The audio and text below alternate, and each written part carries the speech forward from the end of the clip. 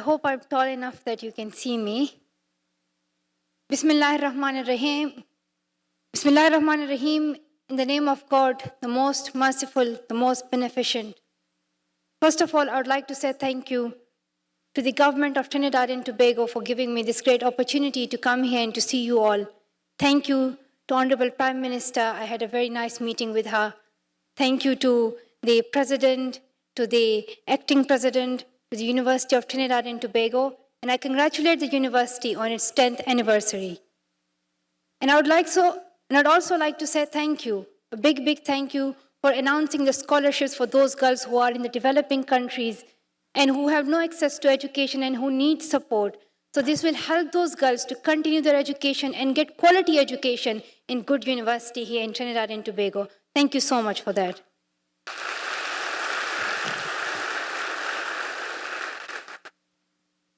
I would also like to say thank you to Honorable Senator Fazal Karim, who is the Minister of Tertiary Education, for such a warm welcome and for inviting me to Trinidad and Tobago. And I'm very happy here because it was a great experience for me.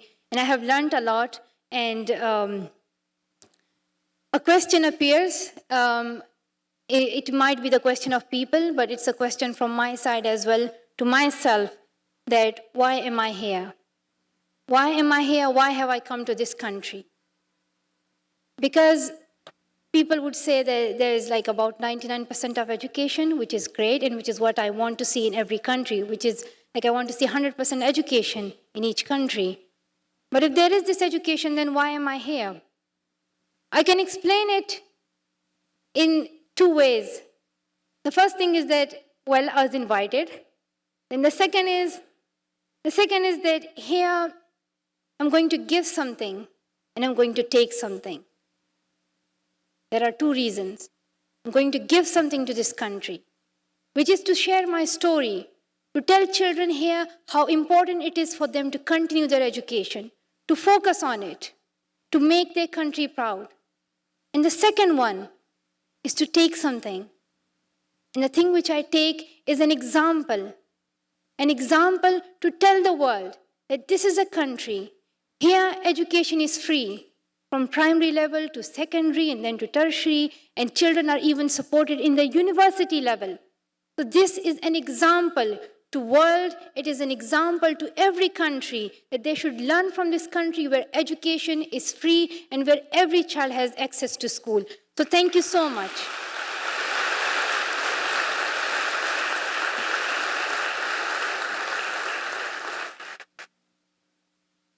It was the 12th of July, 1997, that a second daughter was born in a family. The first daughter died, and when the mother heard that a second daughter is born, she was really sad, even though the father was happy. She was really sad because she wanted a son. And this girl who was born was me.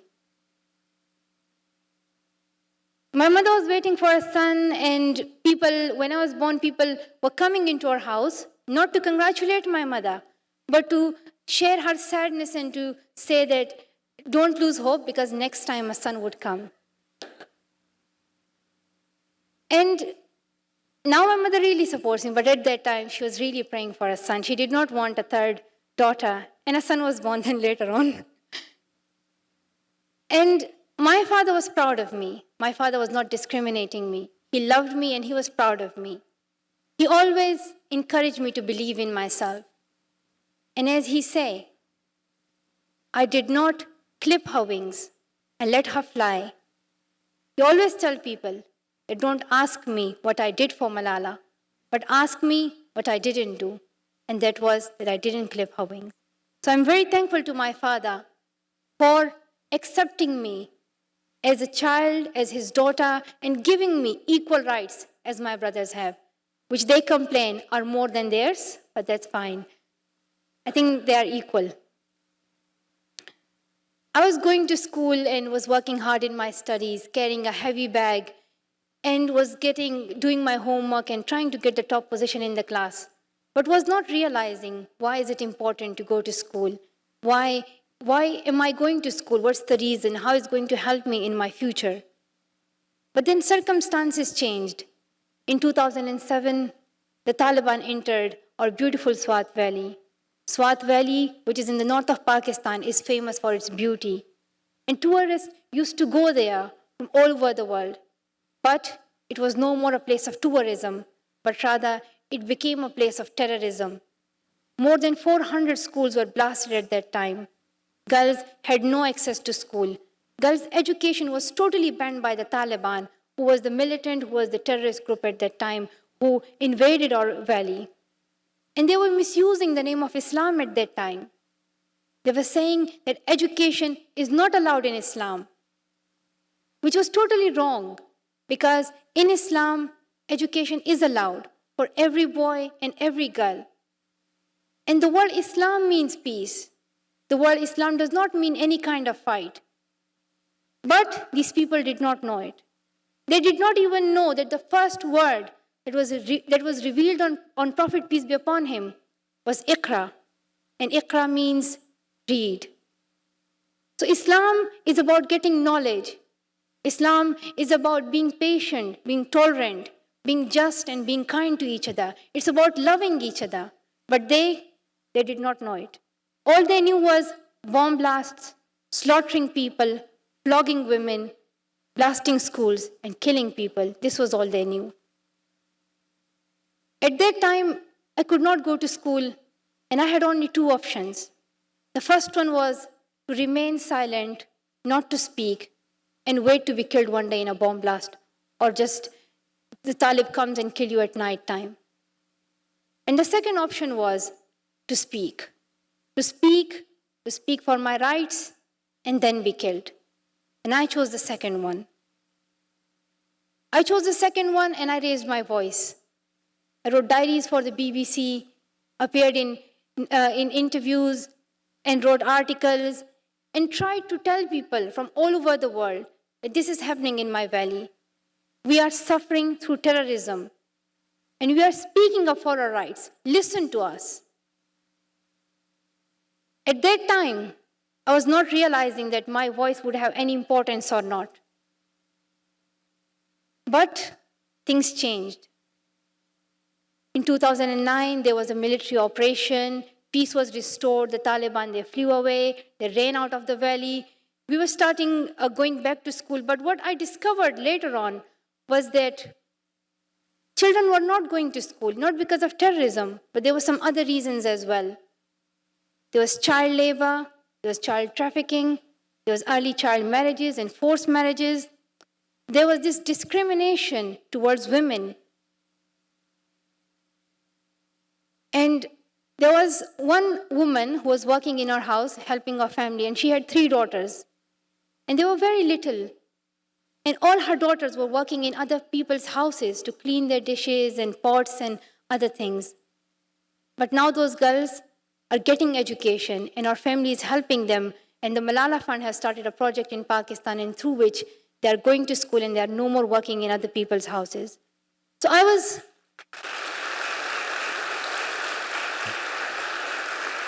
Thank you. So I could see that there was a kind of discrimination in our society. And it was not only just like child marriage and those things, but even my brother, one day we were going to some place and I sat in the front seat of the car. And my little brother came and he said, like, go to the back seat. And I said, why? He said, no, like, you are a girl. And I said, like, what is the reason? A girl has the right to sit wherever she wants, and no one can stop her. If she wants to succeed, if she wants to join any field in her life, it is her right. But my brother, he did not know, and this was the influence of society on him. Because in his society, he could see no women driving, no women sitting in the front seat, no woman doing work outside, no woman on the roads going for a job. He could see women only working inside the houses and cooking, cleaning the house. So that was the concept. And I wanted a change. I wanted a change. I wanted to see myself, not just remaining inside the 4 walls of my houses and cleaning and cooking and those things. Those are good. But I also wanted to see myself as a woman, to have an identity and to be known, to be accepted with equal rights.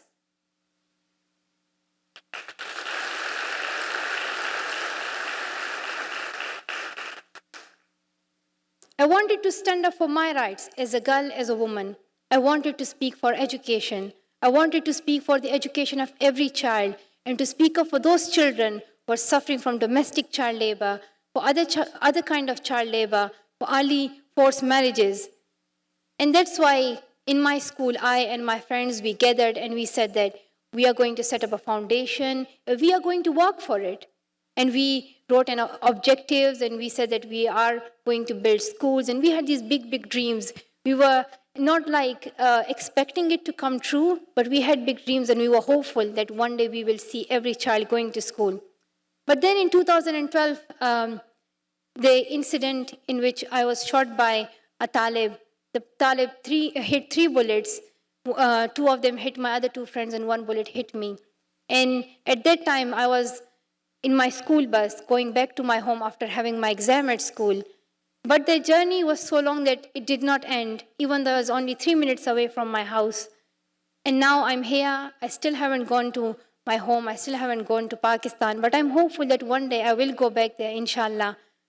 On that day, when I was shot, my weakness, fear, and hopelessness, that died. And a strength, courage, and power was born. On that day, I realized that God was supporting me. People were supporting me, and even death was supporting me. Death did not want to kill me, and death knew that I was right.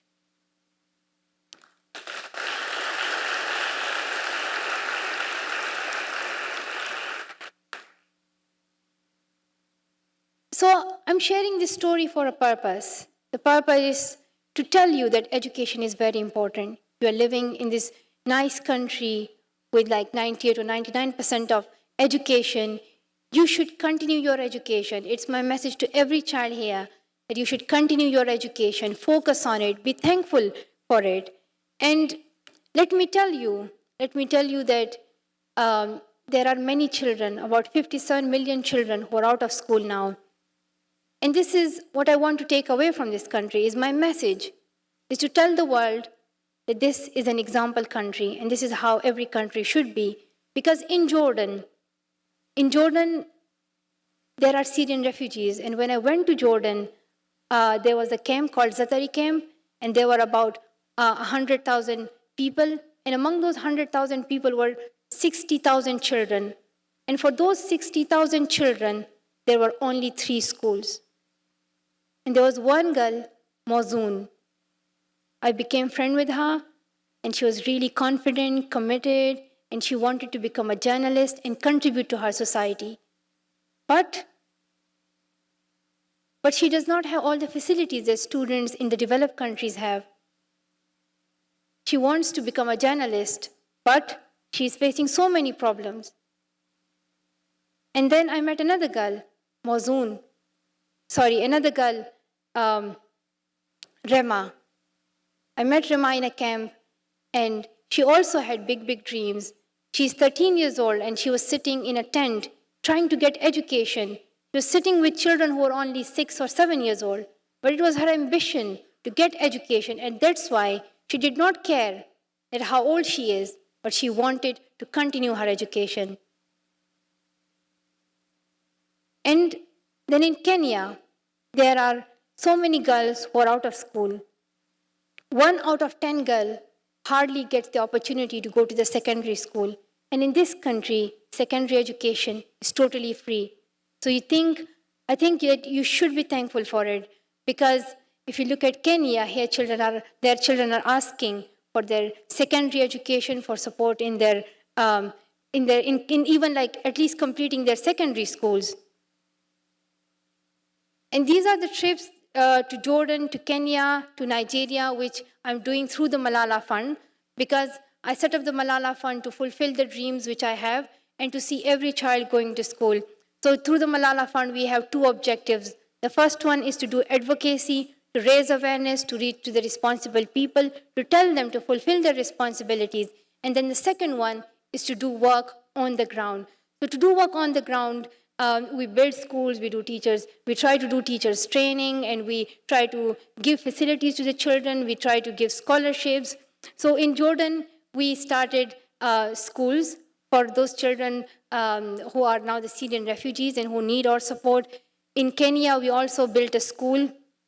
In Pakistan, we're also working on giving scholarships to those children who are suffering from domestic child labor, including the 3 girls who were working and who are suffering from domestic child labor.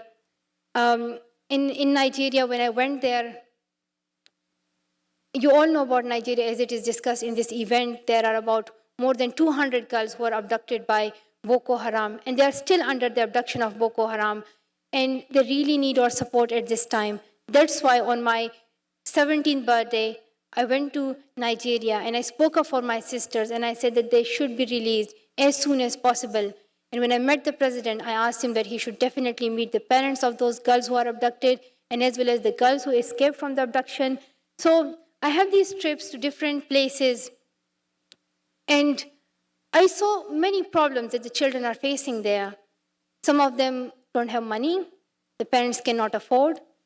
In some countries, the education is not free from the primary level.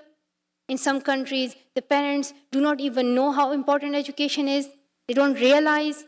So problems are so many. And we want to solve those problems. We all want to work together to fight those problems. But I'm sharing it with you so that you can realize that how lucky you are, that you have education, you have schools, and you have other facilities, and you are getting free education. And this is the message that I'm taking from here. I want to tell the international community, to come together, to learn from this country, and to make sure that every child is getting quality and free education. I also use this platform.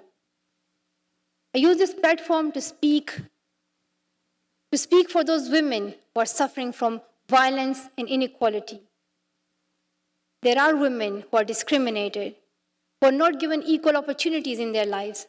I'm here to speak up for them. They should be treated equally.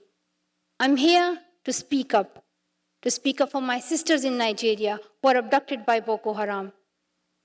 We want them to be freed and we want them returning back to their homes, safe and alive. And I use this platform to speak for my brothers and sisters, those brothers and sisters who are now refugees.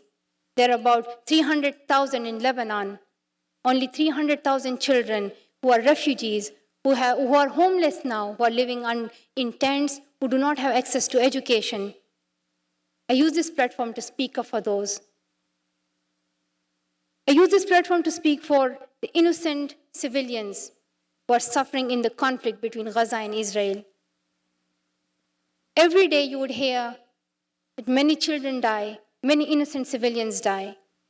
What is their crime? What is the crime of that child who gets killed in a rocket fire? What is the crime of that child? What has he done? We do not want more children to be killed. We do not want more civilians and innocent people to be killed. I use this platform to speak up for my brothers and sisters and every innocent civilian in Gaza that this war should be ended. They should not be killed anymore. This war should be ended.